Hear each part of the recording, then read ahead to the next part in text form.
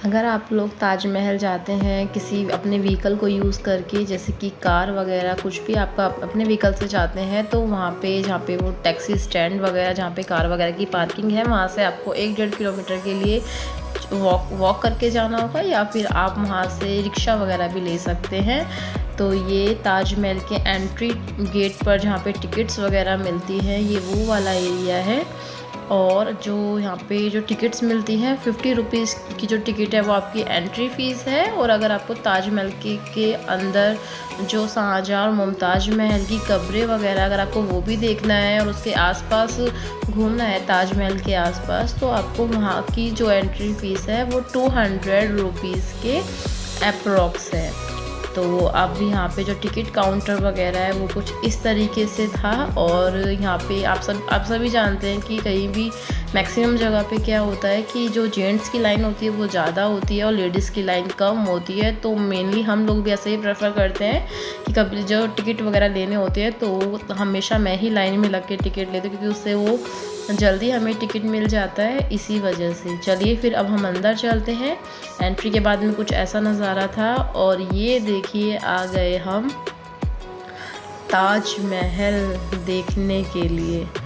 और ताजमहल जो है वो बहुत ही खूबसूरत दिखाई दे रहा था।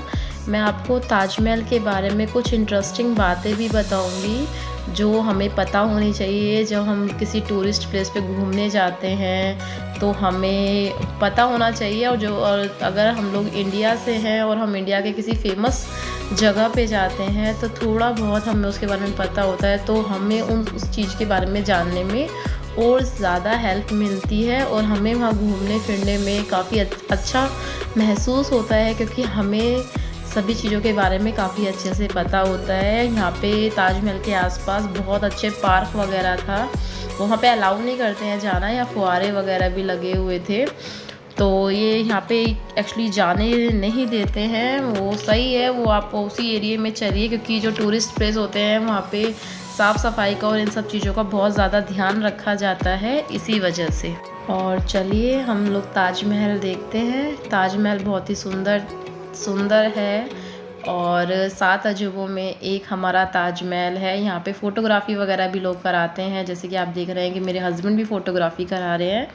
तो काफ़ी अच्छा है, इतना फेमस है। और यहाँ पे फ़ोटोग्राफ़ी कराना मतलब एक मेमोरी जो होती है वो बहुत ही अच्छी मेमोरी आप रख सकते हैं फ़ोटोग्राफ़ी की। मोस्टली लोग यहाँ पे फ़ोटोग्राफ़ी करा रहे थे, तो काफ़ी अच्छा है। जैसे कि आप लोग जानते हैं कि शाहजहाँ ने अपनी बेगम मुमताज़ महल की याद में ये बनवाया था। जब मुमताज़ महल को 14वां बच्चा को जन्म दे रही थी तब उनकी डेथ हो गई थी, तो उनकी याद में ताजमहल बनवाया गया। और ये जो आप मीनारें देख रहे हैं, ताजमहल के चारों तरफ की जो मीनारें हैं वो उसको इस तरीके से बनाया गया है कि अगर कोई भूकंप या बिजली गिरे तो वो मीनारों के बीच वाले गुंबद पर नहीं गिरेगी, है ना। ये बहुत ही इंटरेस्टिंग बात है। इसलिए आपको जो जो इसकी मीनारें हैं, जो ताजमहल के चारों तरफ जो उनकी मीनारें हैं वो थोड़ी सी झुकी हुई फील होंगी आपको। तो ये इन सब चीज़ों को नज़र में रख के ही ताजमहल बनाया गया था कि जो भी भूकंप वगैरह या कुछ बिजली हो तो वो बीच वाले गुंबद पर ना गिरे।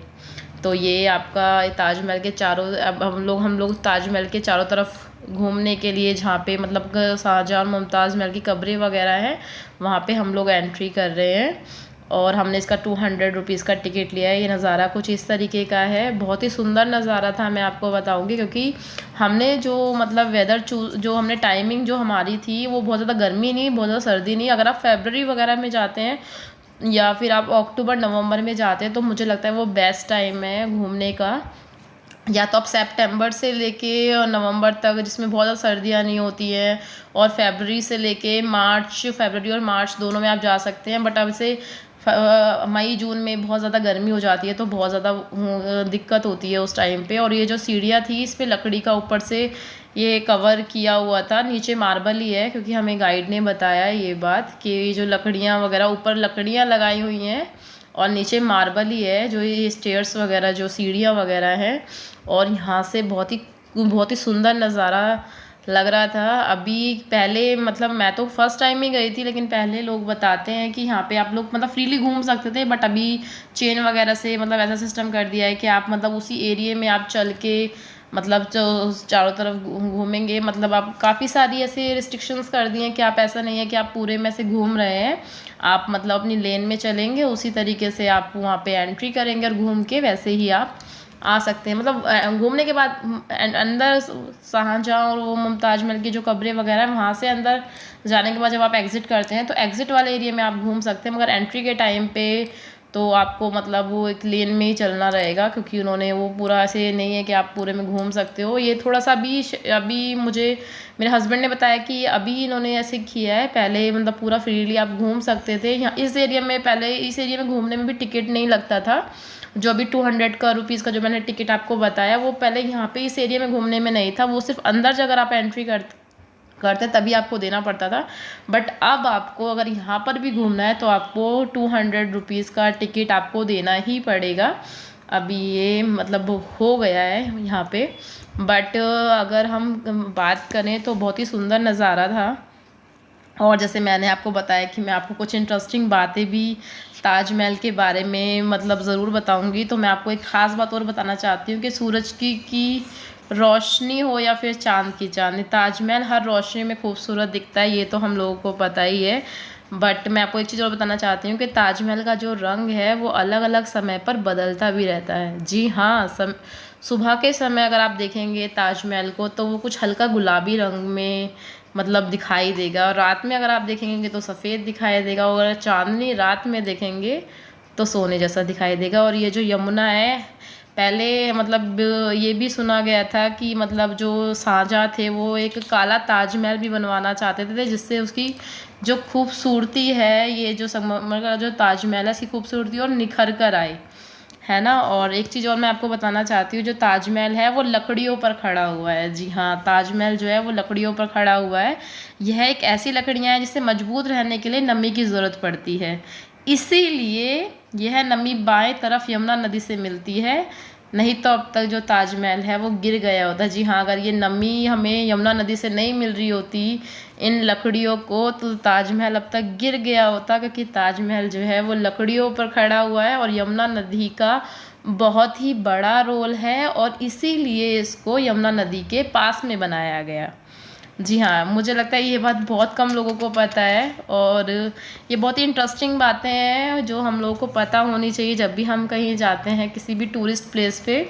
और ये मैं आपको एक चीज़ और बता देती हूँ कि ताजमहल को दुनिया भर में प्रतिदिन 12,000 से भी ज़्यादा पर्यटक देखने के लिए आते हैं।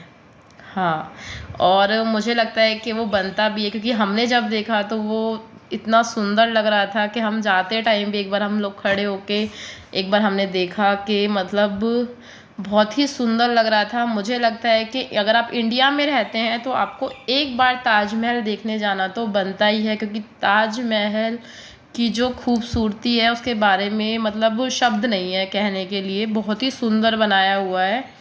हाँ, बहुत ही सुंदर बनाया हुआ है। सूरज की रोशनी हो या फिर चांद की चांदनी, ताजमहल हर रोशनी में खूबसूरत दिखता है। ये बात एकदम सच है, जो ताजमहल को देखने के बाद मुझे समझ में आई। और हम लोग अब ताजमहल वगैरह घूमने के बाद में ये कुछ एग्ज़िट जो था, जहाँ एग्ज़िट था हमारा, वो उसका एग्ज़िट कुछ इस तरीके से था। ये पूरी लोकेशन को बहुत अच्छे से बनाया गया था और बहुत ही साफ़ सफाई भी थी यहाँ पे। तो ताजमहल देखने का जो एक्सपीरियंस था वो बहुत ही अच्छा था, और मुझे लगता है कि सभी को एक बार तो ताजमहल देखने